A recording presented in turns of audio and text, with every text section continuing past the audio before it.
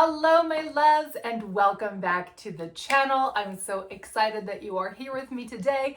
And for those of you who are checking me out on the Wealth Pivot podcast, I'm delighted to have you here. By now, you're into like episode 12, and you may be wondering why I have not mentioned the Wealth Pivot before this moment.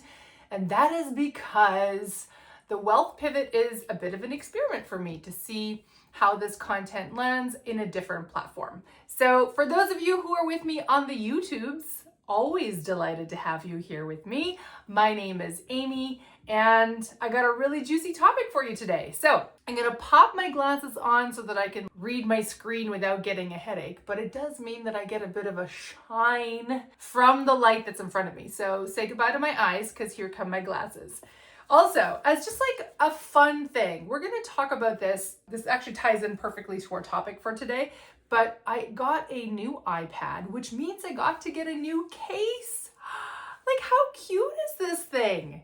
Anyway, very excited about it. So what we're going to be talking about today, as I pull my notes up, which would have been great if I had prepped this before I started today. Today, my loves, we are going to talk about how to save more money without feeling deprived. This one, I have a slight outline that I'll be referring to keep me a little bit on track. But I want to talk about this first. I want to address this whole savings versus deprivation kind of thing, specifically as it relates to us as women in just life in general, okay?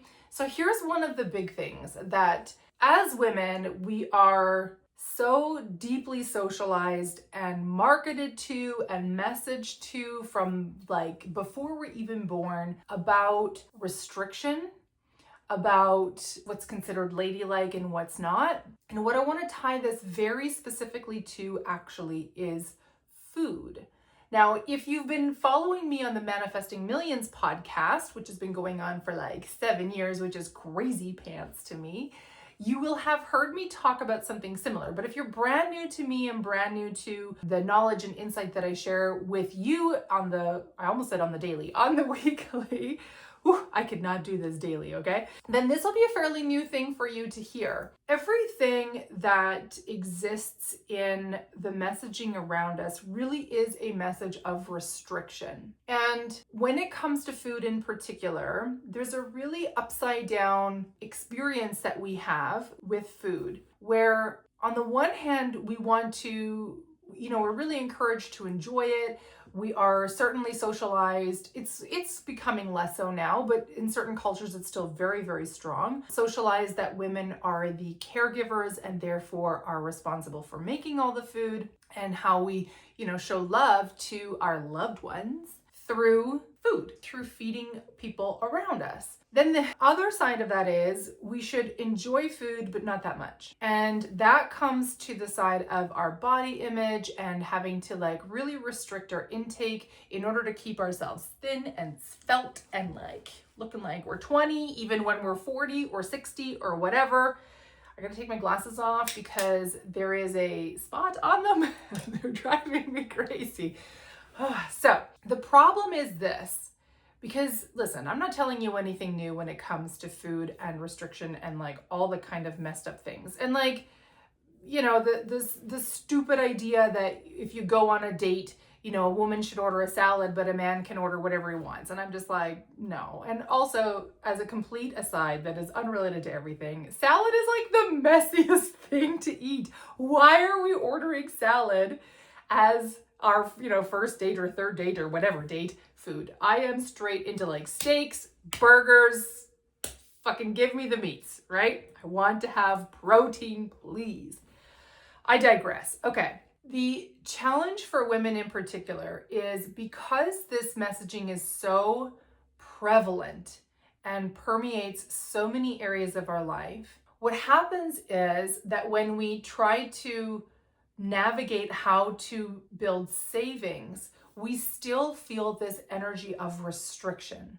And without getting into all of it, I go deeply into it inside Wealthy as Fuck, where we break down all of these things and we talk about strategies of how to actually build lasting wealth that actually feels good and doesn't feel hard and restrictive and depriving on the way. That's like Wealthy as Fuck is all about that. But what happens is we have this expectation that in order to save money, we need to be depriving ourselves of things that we desire. And that's where this tension happens, because I don't know about you, but I gotta say, I have heard so many stories and I've experienced them through people in my life where we talk about, we want to be present. We want to fully enjoy our life in the present day. Don't put off for tomorrow what you can put off for today. But then at the same time, we get this messaging of like, well, don't spend everything today because you got to save for tomorrow. I mean, really, like life is just like this really bizarre set of conflicts that we're constantly trying to navigate our way through. The challenge when it comes to saving money is that on the one hand, we might have a goal that we're saving for, but even if we're just saving simply to have savings, the old school structures of financial knowledge and education has been that needs to happen at the restriction, constriction, deprivation of living life as it should be. What I want you to hear is this: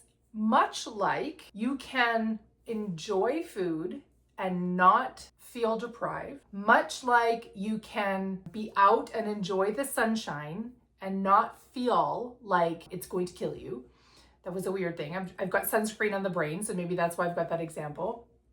You can actually save money and also enjoy the life that you have now. And what you might be thinking, because I know what I certainly have thought as well in the past was, okay, so then the only way to do that is to earn more. And that's certainly a very powerful way to do that, because if you're drawing in more income, more available flow, then naturally it makes sense that you can spill over into saving as well as like still enjoying the life that you have today and enjoying just things today. But my challenge for you, and this is where I really struggled in my financial journey, was how do I enjoy a life now when I'm broke as a joke? When income is like super low, or as someone who's owned her own business for a number of years, income like has been very kind of inconsistent, right? So there are times when I have had no income coming in and I'm like, oh my God, like how am I going to handle this? And that does not feel like the time that I can then enjoy life while also trying to still set money aside into different savings accounts. My challenge for you is this: what is the structure that you are using as your metric for what it needs to look like? Because what I found was once I started to challenge the things that sort of equaled enjoyment in life today, as well as challenged what I perceived I needed money in order to do, it actually started to create these openings for me. One of the things that, if you've been in my house, which like basically none of you have been, so but if you catch me on the Instagrams, you'll have seen a few posts of this. But anyway, if you've been in my house, you will know that I have I'll call it a luxury coffee machine, okay? I've had a fancy coffee machine for more than a decade. I remember when I purchased it the first time, so I have now my second iteration, and a newer machine. That's a whole story. We're not going to go into it.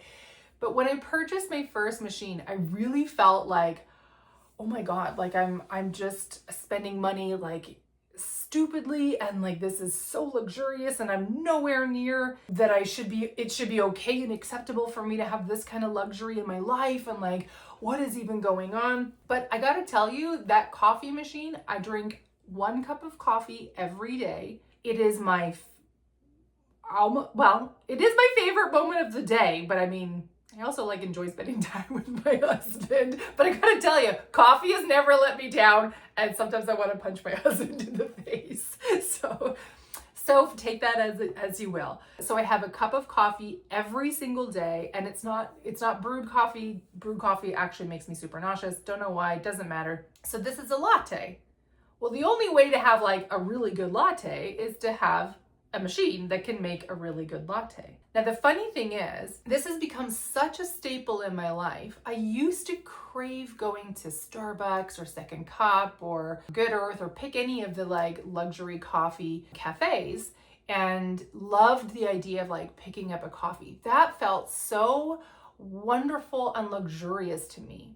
And over time, that sense, that equation in my mental paradigm of like having a coffee from, I'm going to just use Starbucks as our main example, having a coffee from Starbucks equals luxury and abundance. And it's not that it represents a lack of abundance to me now, but what has happened is I enjoy the coffee that I make at home so much more that I actually don't crave going to a cafe. I don't feel great about spending $8 on a cup of coffee.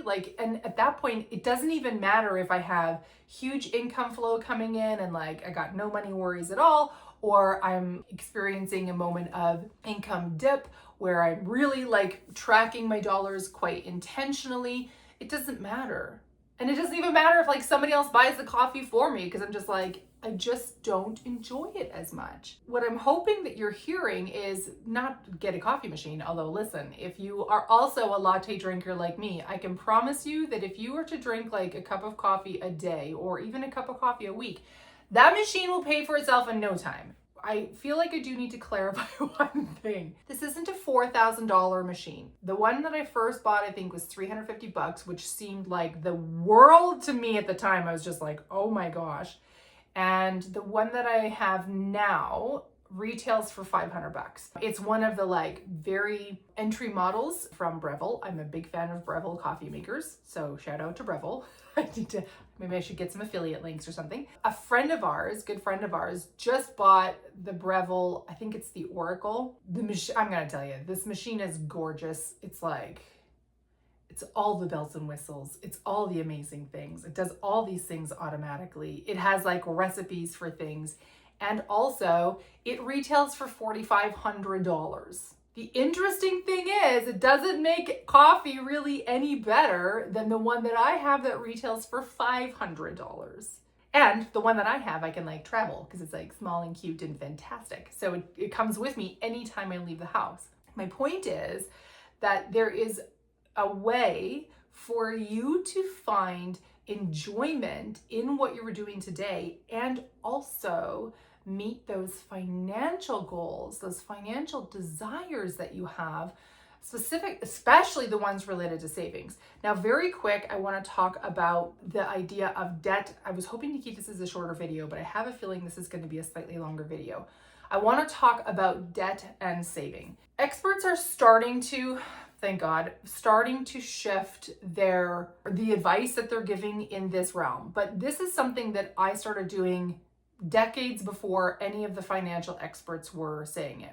When I started doing this, all of the financial advice from every single expert that I could find out in the world said, pay off all your debt first and then start saving money. And then once you have a certain amount saved, then start investing. I tell you this inside Wealthy as Fuck, and I'm going to tell you this right now, that is a broken paradigm, because the world is only getting more expensive. All of us know this. Debt is a very normal, very real part of our life, and something that I'm here to tell you that the wealthiest people in the world use debt to take advantage of opportunities and to build their wealth. So like, that's a whole thing. Again, I talk about that inside Wealthy as Fuck. And in particular, credit cards or lines of credit, these are called it's a rotating credit. I almost said rotating debt. I'm like, that's not right. It's rotating credit, meaning that like when you pay off your credit card, you have that credit available again, right? It just keeps rotating. It keeps being possible. Well, if you're like, well, I'll save money when I pay off debt, when I pay off the credit card. Well, my guess is life continues happening, so you're still using the credit card. There's nothing wrong with that. And in fact, it's a very smart way to leverage a specific tool of money, which again, I talk all about inside Wealthy as Fuck. I realize that I'm referencing that program a lot in today's episode. And that's just because that's where I have all of this juicy goodness like contained in a really nice way. you are still using your credit card, which means that month after month, you're still having money on your credit card. Well, if the goal is I'll save money once all the debt is paid, once my credit card is paid off, but you never get there because you keep using your credit card. Do you see the dilemma? You'll never get to saving because you're constantly focused on, well, I'll just pay this off. Well, oh wait, but I, bought groceries and fuel and whatever. And so, I guess I got to pay that off again before I save.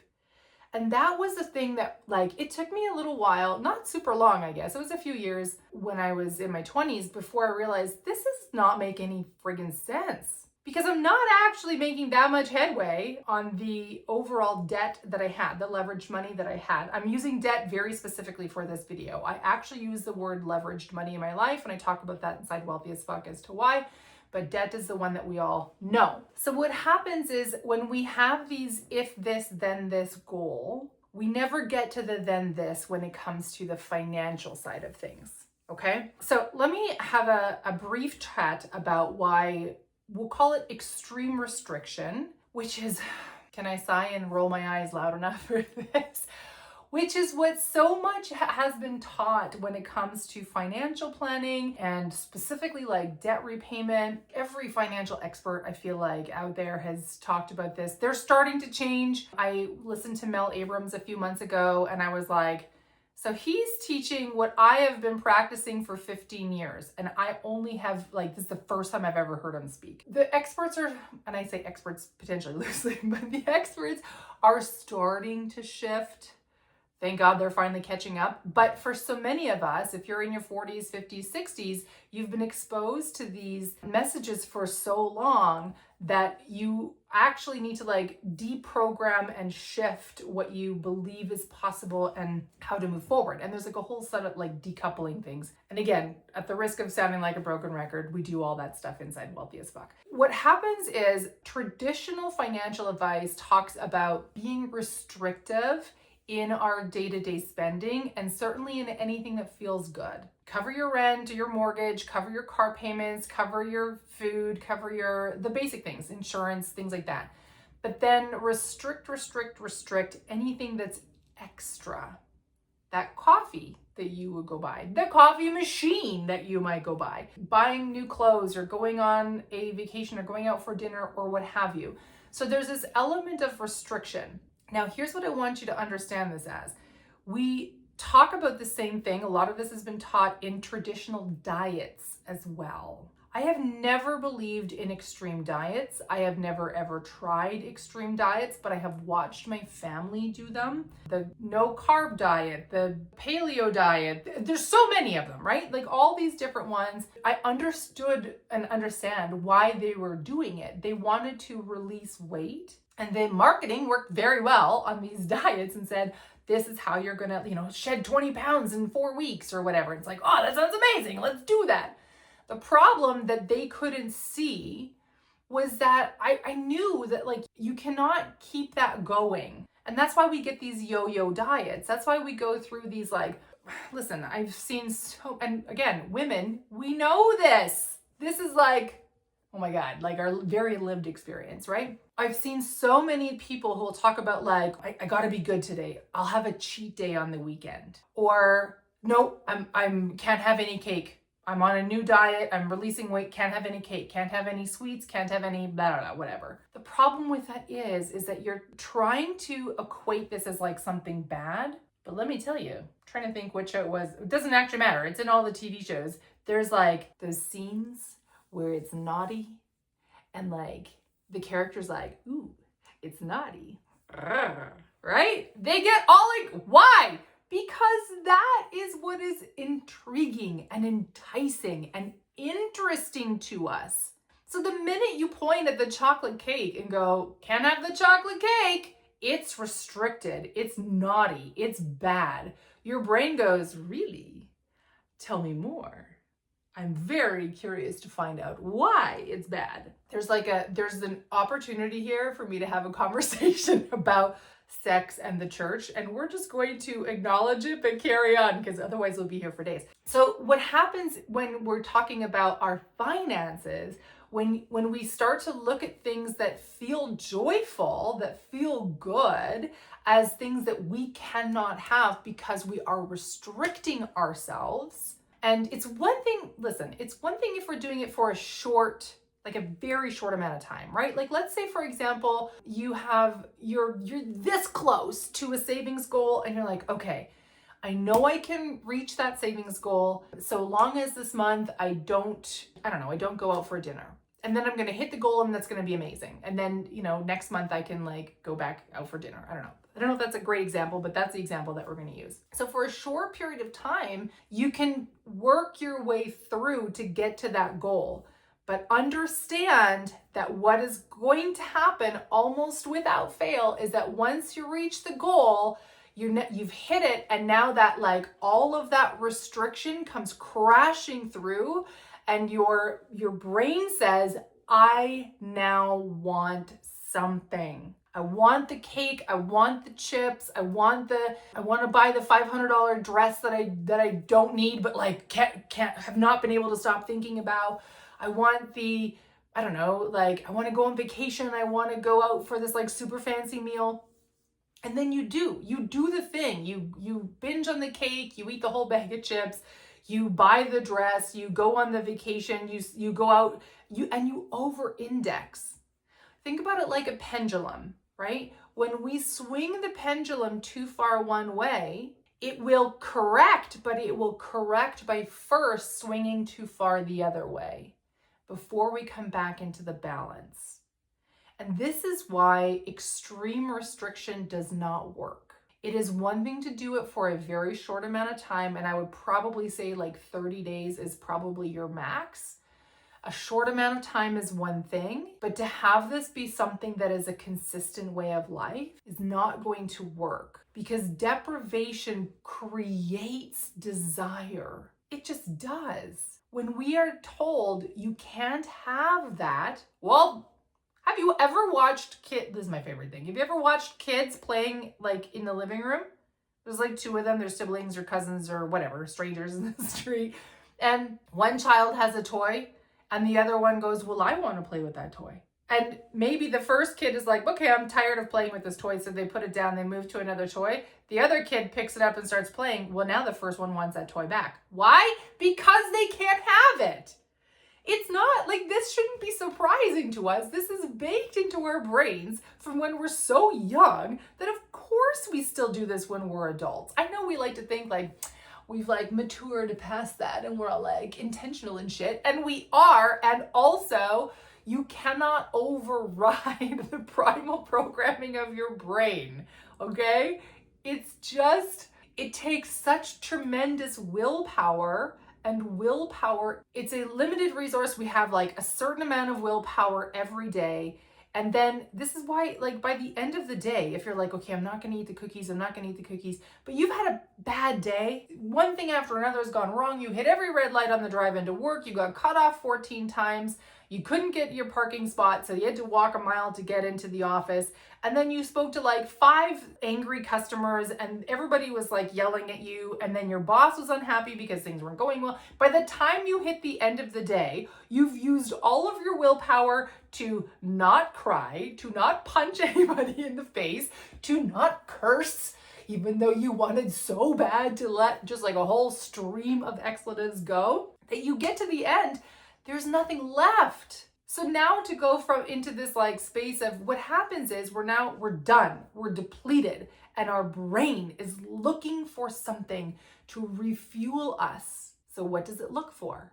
It looks for what feels good. What feels good? Cake feels good. Buying a new shirt feels good. Booking a vacation feels good.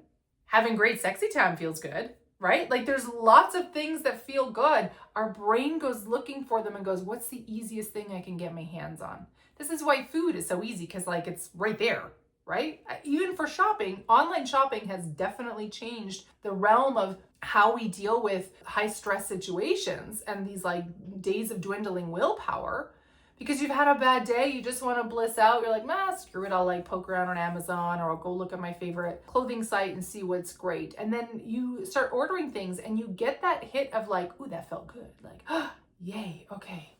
It's gonna be okay. I have a new outfit coming, and then I'm gonna wear it and I'm gonna feel amazing.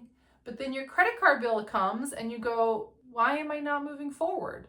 Well, this is why you're not moving forward. Because we've been in this space of extreme restriction, and then we are still living life.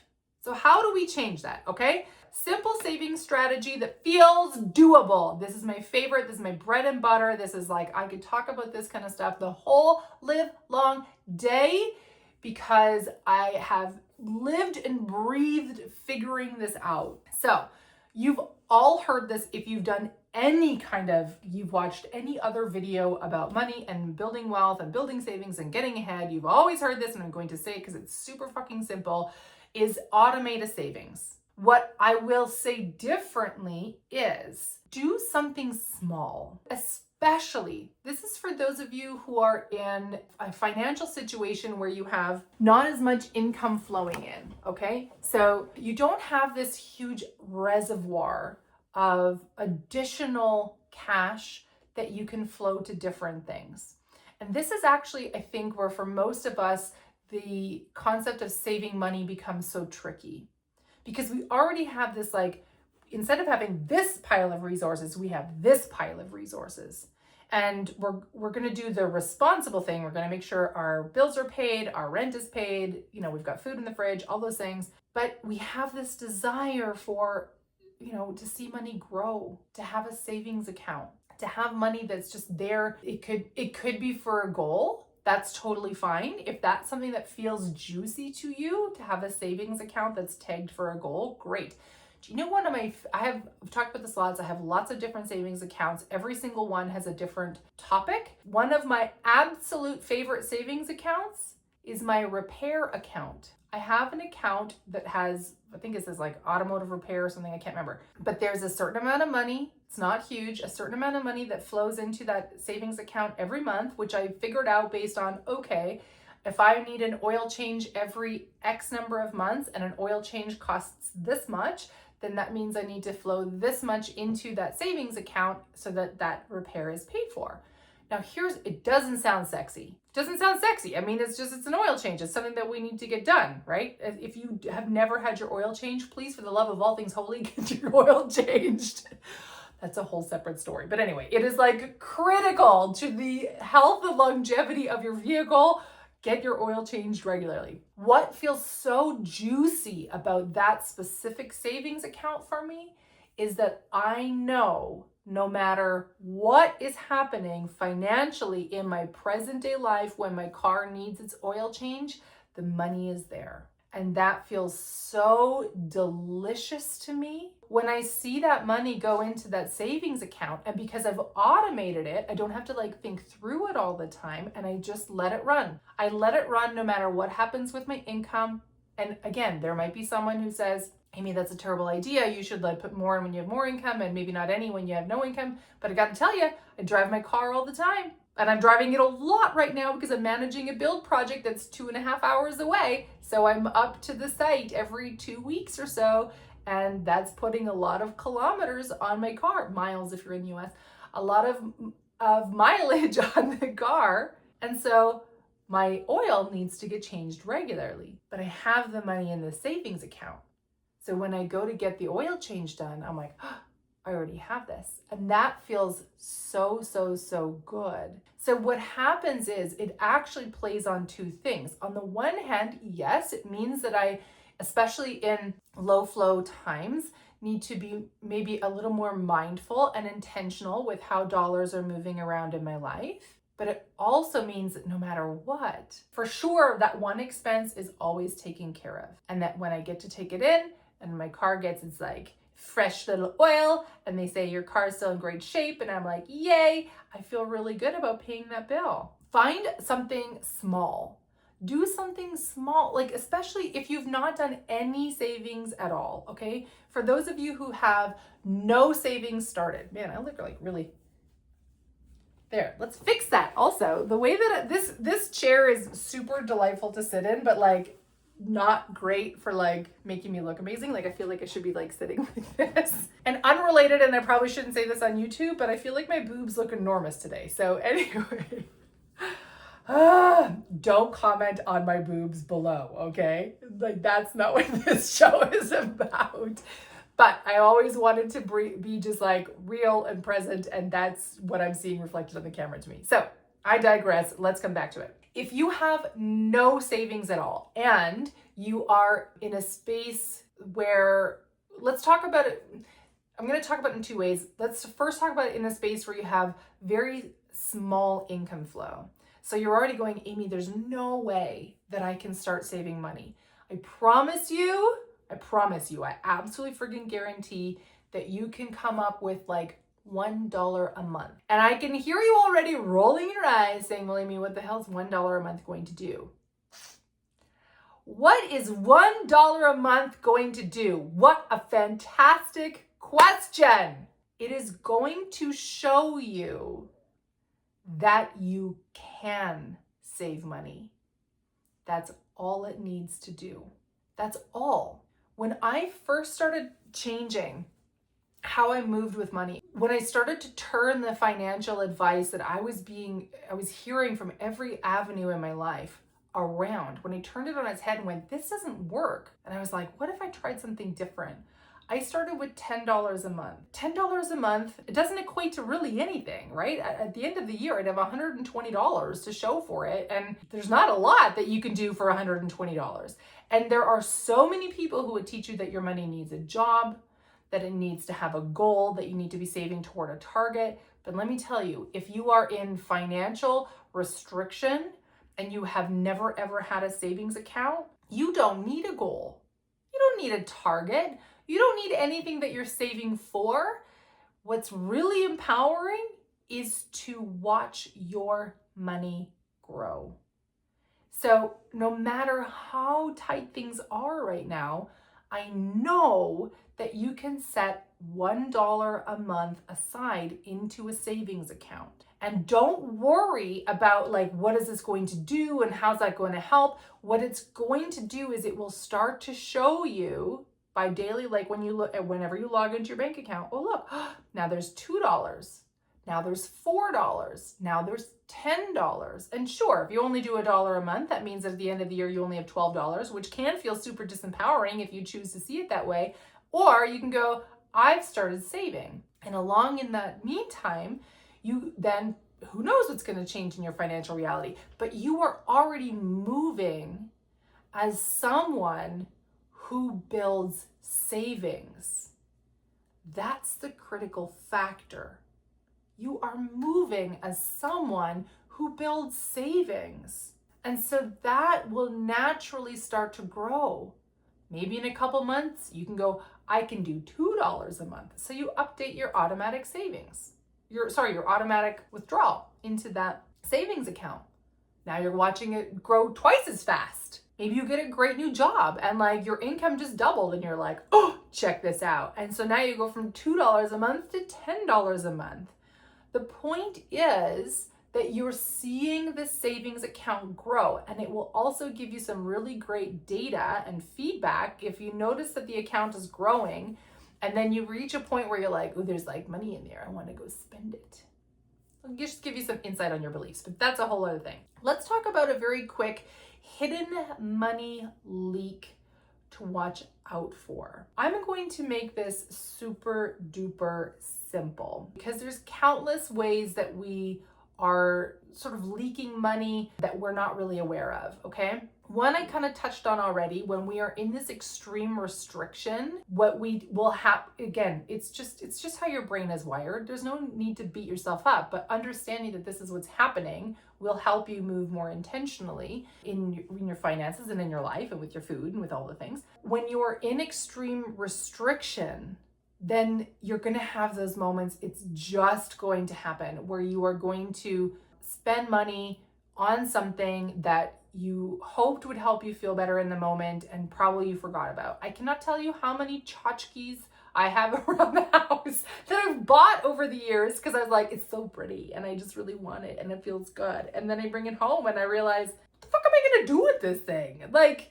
it's not actually helpful. And like a bunch of the stuff I've donated because it like just didn't give me any joy. But in the moment, because I was in this place of like real restriction, I thought, well, I'll just like have this pretty thing and it will make me feel good.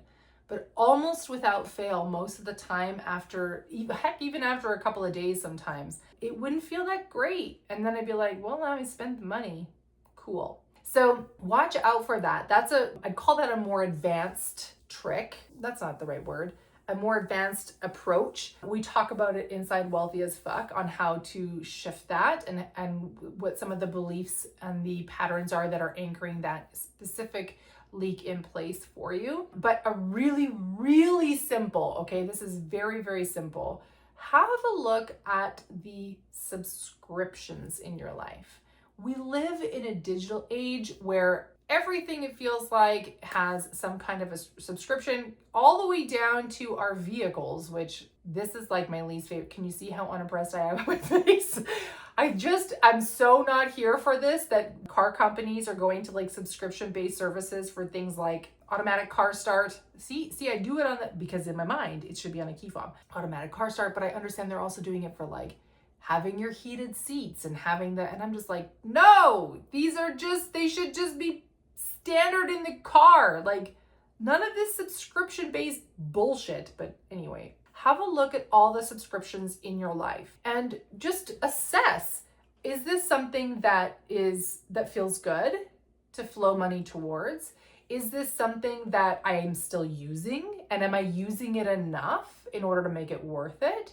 I'm doing this consistently in my life. So we have kind of it's not a hard and fast, but I follow it pretty strictly, so I guess maybe it's kind of hard and fast. Rule in our house that we only ever have 2 streaming services at a time. So at this exact moment, we have Crave, which we decided to try out because it's Canadian and we like most of it, and Amazon Prime, which is a long story because I'm not a big fan of like Amazon. And if you know me personally, you're like, Amy, you're paying Amazon. I know, it's a thing. We have a list, but I've put my husband on notice. I would like to go back to Disney because there's some things that I want to watch on Disney. So we need to work our way through our watch list because this subscription is like closing. All right. I look at this carefully. And so many of us, like, I know there's lots of people who share subscriptions and like whatever, that's a whole thing. But just think, like, if you have Netflix and Prime and Disney, and I don't even know all of them. I know of Crave, and like in Canada we have CBC. Like, there's so many of them. Are you actually watching all of them? Is it worth having all of them all at the same time? Or would it feel more joyful to have, for example, 2 or 3 of them, or even 1 if that's your jam, and to cycle through and try them at different times? If you find yourself constantly saying there's nothing to watch on, that could be a really great trigger for you to go, hey, maybe this is something that, like, maybe I don't want to circulate money to here for a little while. Maybe I want to try something else. This is also for those of you who are entrepreneurs. This is a big one. Go have a look at all of the things that you are paying for and assess whether or not it makes sense to keep paying for them. Maybe have a peek as well at some of the different platforms that you have that you might be paying for monthly. And if you use them enough, is it worth paying for yearly? There's a tool, so Canva, all of us, I think, know Canva by this point. When I first started, I did not want to pay for it. And then I was at this point where I was like making good money. And I'm like, you know what, this would be great because I can use all these premium things. So I got Canva Pro. And I gotta tell you, I've gone back at different times to the free Canva, and I'm only on the free one for like a couple of days before I'm tearing my hair out. And I've realized that actually that is a very worthwhile circulation point for me, even when it feels like money is really feeling quite snug and there's not as many free dollars to move around in my life, because I use the tool a lot. I also use the tool CapCut, which you can do a free one, but I use the paid one.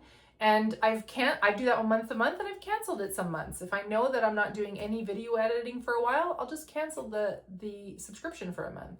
So these are ways that you can keep an eye on where your money is flowing and close some of the leaks. My last note here, and I can't believe we've been here for 45 minutes. I think I've just been missing talking to all of you. So my last point here is to end with a challenge. Automate one savings transfer this week. Start if you have zero savings. And again, I'm just going to reiterate a little what we talked earlier about. You have zero savings. You have very few additional dollars. Start with $1 a month. Just start building the habit. Start building the pattern. Start moving in the way that you are a person who saves money and feels good about it. And start with $1. And then once that is completely doable and your income grows, which it will, because you'll be feeling better about money as a result of this, then make it, double it. Then do $2, then do $5, then do $8. Start building it, okay? But automate that sucker now, because it will just, you don't want to have to think about it. You just want it to automatically grow. And then as like little asterisks on that one, automate the savings and then keep those pretty little hands off. Not to say that you're now looking at the savings account as restricted. Look at that savings account, use it as a teaching tool. So notice the things that come up when you look at it. Notice the things that are starting to show up when the amount starts to get bigger. Notice when you're like, if it hits, I don't know, like $200 and you're like, there's like $200 in here.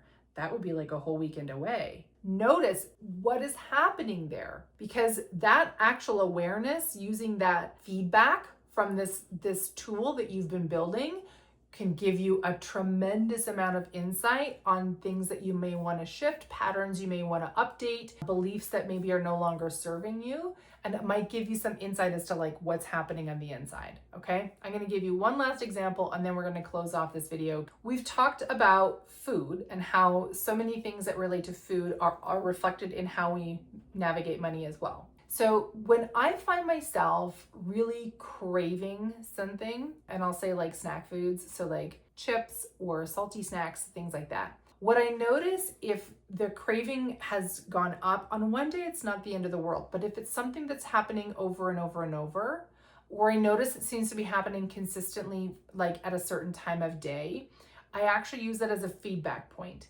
And so I'll ask myself a question. Listen, okay, I know that I'm so hard craving on some chips right now, but what is going on? Am I low in salt?